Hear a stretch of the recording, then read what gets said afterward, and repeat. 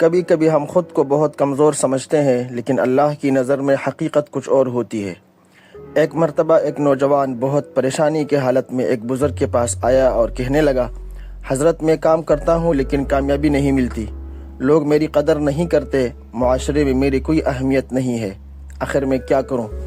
بزرگ نے مسکرا کر جیب سے ایک چھوٹا سا پتھر نکالا اور نوجوان کو دیا اور کہا، یہ پتھر بازار لے جاؤ اور کسی کو بیچنے کی کوشش کرو، لیکن یاد رکھنا اس کی قیمت کسی کو نہیں بتانی، بس صرف اتنا پوچھنا کہ اس کی قیمت کیا ہے۔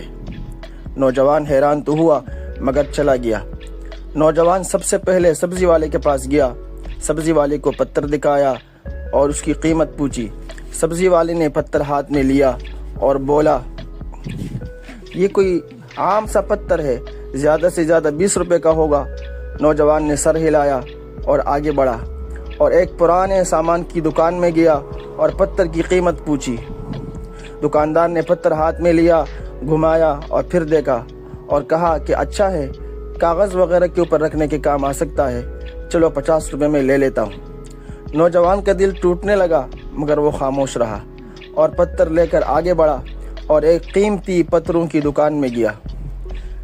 قیمتی پتھروں کی یہ دکان بہت مشہور تھی۔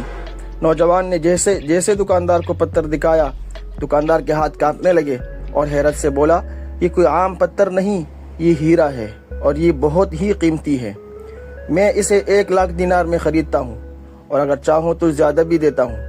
نوجوان بہت حیران ہوا اور فوراً واپس بزرگ کے پاس آیا اور سارا قصہ سنایا۔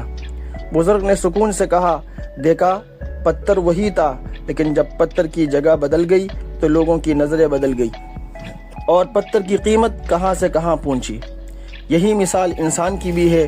اللہ نے انسان کو بہت قیمتی بنایا ہے، لیکن اگر وہ اپنے رہنے کے لیے غلط جگہ اور بیکار لوگوں کا انتخاب کرے گا اور ان میں اپنی قدر ڈھونڈے گا تو اس کو کوئی قدر نہیں ملے گی، اور اگر وہ اپنے رہنے کے لیے صحیح جگہ کا انتخاب کرے گا، اچھے اور محنتی لوگوں کو اپنا دوست بنائے گا، ان کے درمیان بیٹھے گا، تو پھر دیکھو اس کی کیا قیمت ہوتی ہے۔